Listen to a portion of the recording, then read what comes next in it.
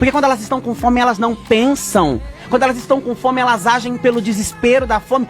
Vejam para os políticos que dominam este país o quanto isso é poderoso. E aí eu apareço de 4 em 4 anos, eu dou cesta básica para todo mundo, eu faço churrasco, eu dou 2 pacotes de cimento e eu tô eleito há 30 anos. E os meus pais, os meus irmãos, os meus tios, os meus avós, as minhas esposas, está todo mundo eleito. Porque a fome é um projeto de poder. A matemática para enfrentar a fome já está pronta. Não existe segredo para enfrentar a fome num país que produz tanto alimento como produz o Brasil. O que falta é boa vontade política, o que falta é empatia, é amor, é não querer controlar as pessoas e a sociedade pelo estômago. Isso é cruel, isso é perverso e as pessoas não se dão conta disso. Mas isso é calculado, milimetricamente calculado. É preferível desperdiçar comida do que matar a fome de quem tem fome. Porque não matando a fome eu controlo, eu garanto os meus votos, eu garanto as minhas igrejas cheias, eu garanto as pessoas esperançosas por um prato de comida. Tem um número, pode falar mal? Pode falar mal? Reclama com o Lula, irmão. Então, meus amigos, tudo bem? Baiucas Brasilis, como sempre. E essa cidadã ali, que é a Hilton, eu só não vou lembrar agora o primeiro nome dela, que é deputada, ela mandou muito bem na fala dela. Na verdade, ela falou a verdade sobre a própria classe ao qual ela pertence. Mas uma coisa que eu tenho que pontuar, pois no final ali ela detalha sobre as igrejas, né? E vocês sabem que esse discurso dessa democracia relativa, que acontece sempre por quem veste muito vermelho, eles sempre acabam tentando colocar as pessoas de uma maneira pejorativa num saco onde o invólucro, né, é aquela coisa do, é bolsonarista, logo é super ultra extremista, super xiita com a sua religião, tripudia a quem não tem religiões crísticas ou religiões embasadas no Jesus Cristo que encarnou há 2000 anos atrás e veio até esse planeta. Então, sempre existe uma correlação. Em compensação, tirando assim as ideologias bobocas, a única coisa que eu acho que todo brasileiro quer, independente, até mesmo quem é da canhota, cara, e que não conhece muito bem as pautas e que vai lá às vezes por um lanchinho e um passeio de ônibus às custas do nosso dinheiro, até mesmo esses acéfalos aí e acéfalos políticos. Não posso falar sobre o resto. Mas sobre política são acéfalos. Ponto. Quem tem 2 neurônios consegue captar que essa coisa já não deu mais certo. Aliás, já não dá. Não deu lá no passado e não vai dar daqui pra frente. Então, acabou. PSOL, PT, PCdoB, que é o pior deles com o seu nome, e PDT também. Mas tem os outros aí que tem os seus anexos, seus tentáculos também envolvidos com a esquerda. Mas toda essa galera que tem semblante vermelho, coração muito avermelhado e, vamos dizer assim, esses sanguíneos, cara, vocês estão fadados a ou aprender na marra que redução do Estado é uma obrigação de qualquer país que quer se desenvolver, ou vocês vão deixar de existir, vão ter que mudar o jeito de pensar para ter novos cargos políticos, o que eu acho bem difícil, né? Porque, por exemplo, o pedetista Ciro Gomes é um cara que tempos atrás estava ali dando pancada no Lula. Aí, no período da eleição mesmo, quando ele viu a efervescência e pensou, bom, eu não tenho chance de competir com os dois caras, as duas maiores figuras. Então eu vou bater na que é mais contrária ao que eu considero um mundo ideal. Aí no final, reta final, na verdade, o cara foi lá e apoiou o Lula. Ok? E aí agora volta a bater no Lula com mais veemência. Quer dizer então que tu não sabia, Ciro Gomes, que é o que ia acontecer. Quer dizer então que tu não tinha noção de que agora, com tudo que está acontecendo, com taxação até de Pix, que é a coisa que é de todas que aconteceram até o momento, é ela subliminarmente e de uma maneira muito velada, muito articulada pelas pessoas, é a pior trama política atual. Isso equivaleria às pedaladas fiscais de 2013, que derrubaram a presidente daquele momento, que insistiam em chamar de presidenta e blá blá blá. E assim, as preocupações de pauta dessa galera é sempre com o pronome neutro. Aí tu senta pra conversar com qualquer brasileiro médio pra baixo. Aquele cara que pega ônibus às 5 da manhã, que fica 12, 13 horas na rua, volta e chega em casa daí de tanto pegar, vamos dizer, baldeação entre um ônibus e outro e trem, e que eu não culpo eles, porque essa é a classe que realmente sustenta alguma coisa do país, é a classe produtiva do país, e que não tem tempo de se preocupar com pronome, com cartilha onde muda o português. E aí outra coisa também que eu acho bem estapafúrdia, né? O Brasil tem tanta coisa que é primordial para se preocupar, e ficam sempre batendo na tecla do a gente precisa mudar a língua portuguesa. Ah, é mesmo. Com buracos em estradas que tem muito movimento, dia e noite, ou em horários de pico, a preocupação do povo vai ser pronome neutro. Ou lugares onde pessoas continuam morrendo de fome. E aí vem um fracasso mundial, não só do país aqui. Com tanta tecnologia, com tanta pujança em todos os setores, com tanto dinheiro em vários lugares, a gente não conseguiu resolver um problema que seria simples demais. Resolver a fome no mundo. Isso é uma coisa que é inadmissível para a humanidade num todo. Moralmente falando, isso me deixa triste e me irrita bastante, porque devo misturar um pouco do que é a minha crença espiritual, né? Afinal, não tenho religião, mas acredito em Nosso Senhor Jesus Cristo. A gente não conseguiu resolver isso. E é uma coisa seria tão simples, já que se retira tanto do povo, se rouba tanto do povo, na cara dura. Porque imposto, sim, já é mais do que provado, é roubo. Ainda mais no nosso país, o quanto ele é desviado. O quanto se arrecada e se diz que não tem dinheiro no cofre. Pois, como eu sempre vou citar aqui, eu sei que para quem volta muito aqui isso é repetitivo, mas para os novos, eu tenho que enfatizar para vocês. 10 minutos após a virada do ano de 2024 para 2025, eu fui olhar o impostômetro. Em 10 minutos, nós estávamos arrecadando 90 milhões em 10 minutos. Aí, poucos dias depois eu fui olhar, acho que 1 ou 2 dias depois, já estava na casa de bilhões. Bilhões. Vocês têm ideia da distância entre milhões e bilhões? Deve ter um vídeo por aí que eu vou tentar colocar na descrição, além das fontes que eu cito aqui sempre, né? Como é onde eu busco a maioria das informações como pauta dos vídeos. Mas eu vou tentar deixar o link se eu encontrar. E, gente, é um abismo. É muito distante. E o Brasil chegou a 3,6 trilhões, que é um abismo estratosférico. É como se a gente fosse comparar, olha, a distância de algo terrestre para a distância de Plutão, assim, numa escala, pra gente tentar parametrizar valores, tá? Sei lá, como se empilhasse moedas, então, moedas de centavos daqui até lá. Deve dar uma distância bem considerável também. Claro que não deve chegar até lá, tá, pessoal? Mas é só pra gente tentar fazer uma relação. Porque é estapafúrdio o quanto o país arrecada financeiramente e o quanto os políticos insistem em dizer que não existe dinheiro no cofre.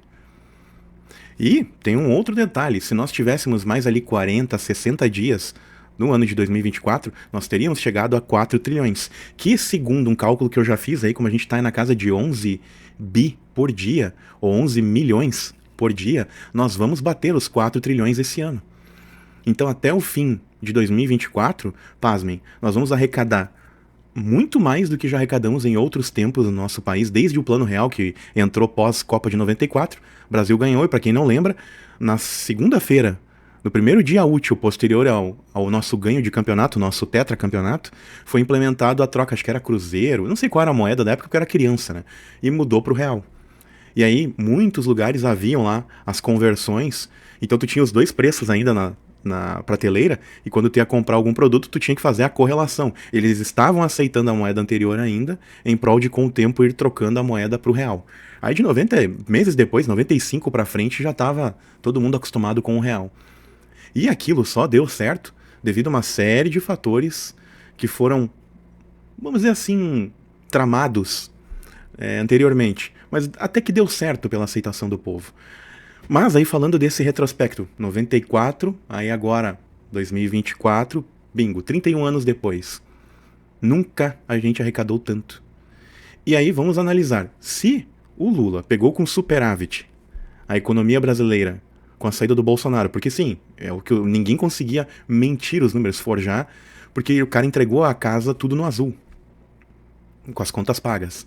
Aí assume a nova presidência e o que acontece? Despencando. E a gente tá com um buraco, agora um rombo nas contas, pior do que no período da pandemia. Que foi ali, 2019 ela começou no mundo, 2020, deixa eu relembrar isso pra vocês, né? Refrescar a memória do brasileiro.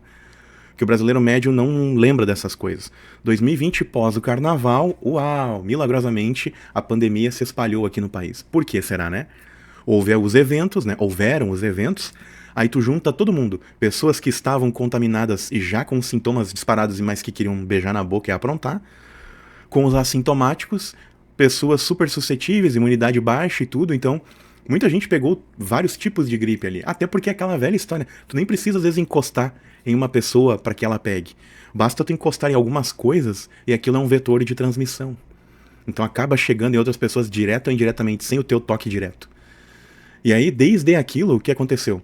Lá, existiam justificativas para o governo anterior que reduziu o Estado, nós termos ali um gasto de verba pública maior. Afinal, as pessoas estavam produzindo menos, estavam presas nas suas casas, diminuiu a produção a nível mundial, e aí o que aconteceu foi muita gente em casa, menos produção, A economia foi se aquebrantando e nós tendo que utilizar os valores arrecadados para compra de remédios, ok? E para tentar estabilizar a questão da saúde. E aí quando lá atrás o pessoal falava, a economia depois a gente vê, beleza. O fim da pandemia foi quase com o fim do mandato do nosso presidente anterior. E mesmo assim, com tudo que aconteceu, o cara tinha já, aliás, muita gente tinha no campo da ciência, pesquisas avançadas de que sim, havia algo efetivo quanto à cloroquina. Mas aí o pessoal gosta de usar isso como pauta, né, de dizer que não tinha eficácia. Só que, quando tu pega as pessoas da própria Organização Mundial de Saúde, eles evidenciam, realmente, tinha como. Então o cara não estava errado. Só que o problema do Bolsonaro foi ele não ter utilizado as pessoas certas como porta-voz. Esse é o detalhe. Às vezes ele colocou a cara dele para bater demais, quando ele deveria colocar uma outra pessoa para fazer algum pronunciamento, um secretário dele, vamos dizer que alguém das relações públicas. Deixa o outro cara falar. E aí coloca um médico junto, para dar embasamento. Mas não. Aí aquela velha história, como chefe do Estado, ele tinha que dar a cara para bater. E nós não sabemos por quê também. Tem mais esse detalhe. O brasileiro ele não consegue prestar atenção no que são entrelinhas. Sempre tem um testa de ferro maior do que o que a gente imagina. Ou, aliás, o testa de ferro seria para a pessoa que ela vai adiante e tem uma outra pessoa maior ao fundo dela, né? Ficou meio estranho falar isso, mas alguém que está nos bastidores que é de um escalão mais alto. Mas na realidade, o Bolsonaro ele se portou não como ele, o presidente, um testa de ferro no lugar para ser o porta-voz. Ele era o testa de ferro e o porta-voz. Ou ele era o mandante e o testa de ferro que também usava a função de porta-voz, corrigindo a linha de pensamento. Então fica complicado, gente. Agora a gente está aí há 2 anos de um mandato ruim, com pessoas gastando muito mais do que deveriam, e aí a gente vê justificativas ridículas para troca de avião, levar Fernanda Torres para ser premiada. Ai, emprestou o seu quarto, fui junto do avião particular do presidente. Então quer dizer que houve grana nossa ali para pagar os custos disso. Pra dona Fernanda Torres ir lá e ganhar o Golden Globe, o Globo de Ouro, obviamente. Então, e aí, isso ninguém vai pagar, essa conta ninguém vai nos prestar, ninguém vai dizer, realmente, ó. Porque é uma coisa até. Agora estão pedindo sigilo de 100 anos. Falaram que iam revelar os gastos do presidente anterior e agora estão pedindo sigilo de 100 anos pra si. Engraçado, quando era outro governo era ruim. E vejam bem, como eu sempre vou ter que falar aqui, eu não passo pano pra político nenhum. A única coisa é, fez errado, que haja punição. Fez algo que é criminoso contra o país, que vá preso. Não tem passação de pano. Só que existe um abismo de diferença. Mais uma vez tem que enfatizar isso. O cara que estava lá antes, ele reduziu o Estado. Ele reduziu contas a pagar pro brasileiro. E é essa maluquice, essa sandice mental, que quem está hoje ocupando as cadeiras principais do país, eles sabem que eles estão fazendo errado. Eles sabem que eles não estão indo a favor do povo e sim contra. Só que é legal, né? É muito gostoso tu gastar uma verba que não é tua. É prazeroso tu olhar assim, cara, o meu tá garantido. Então eu vou usar aí dessa plebe.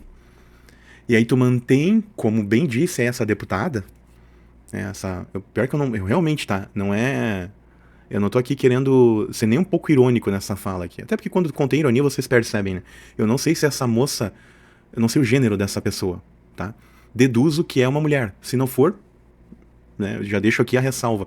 Me perdoa por não saber o teu gênero, porque hoje, com essa maluquice também, dessas agendas todas a serem atendidas, a gente olha pra uma pessoa hoje e eu não consigo, eu tenho que perguntar o nome e chamar pelo nome. Ou como tu prefere ser tratada? Eu quero ser chamado, é uma moça de cabelo comprido, quero ser chamado de Bolívar. Ok, eu chamo de Bolívar, porque, cara, tá difícil, né? Tá difícil. Aí tem pronome, daí tem o jeito que a pessoa quer se intitular, enfim, o pseudonome, o nome social, cara, tá difícil. O pseudônimo, enfim, tá difícil. Mas eu gostaria de trocar uma ideia com essa pessoa e dizer que, sim, o que foi pontuado ali tá totalmente correto na linha de pensamento. E, digo mais a vocês, é quem está presidindo agora que tá fazendo isso. Principalmente. Está mantendo as pessoas pobres com um discurso que desde 2002 vem sido martelado e martelado a exaustão, de que eu vou tirar vocês da pobreza. Aí vem com o papo do pobre vai voltar a comer o churrasquinho. Mas o ladrão, o batedor de carteira, ele vai pegar o teu celular para ele poder tomar uma cervejinha. Quer dizer, então, que daí tu vai pra um churrasco, pra um evento na casa de alguém, aí o cara que levou teu celular na semana anterior vai estar lá. E vocês vão congregar e compartilhar dos belos momentos da vida. E tá tudo certo, tem que olhar pro cara que te levou as coisas e deu. E aí o Estado continua tirando da fonte os valores e te mantendo na casta mais baixa. Te mantendo pobre, vamos ser bem enfáticos, te mantém pobre.